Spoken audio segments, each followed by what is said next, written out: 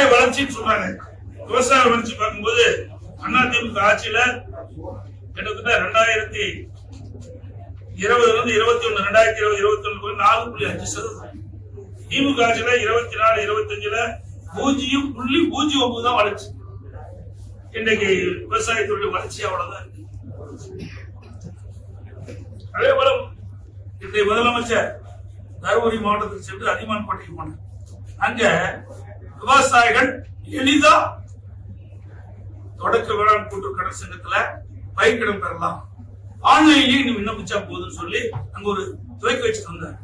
தமிழகத்துல சுமார் 4430 இன்னைக்கு தொடக்க வேளாண் கூட்டுறவு கடன் சங்கத்துக்கு இது எல்லாமே செயல்பாட்டுக்கு வரும் அப்படின்னு சொல்லி திறந்து 2 மாசம் ஆச்சு. ஏன்னா அது பயன்பாட்டுக்கு வரல. எல்லாம் ஒரு வெற்று விளம்பரமாகத்தான் இந்த ஆட்சியை பார்க்க முடியும்.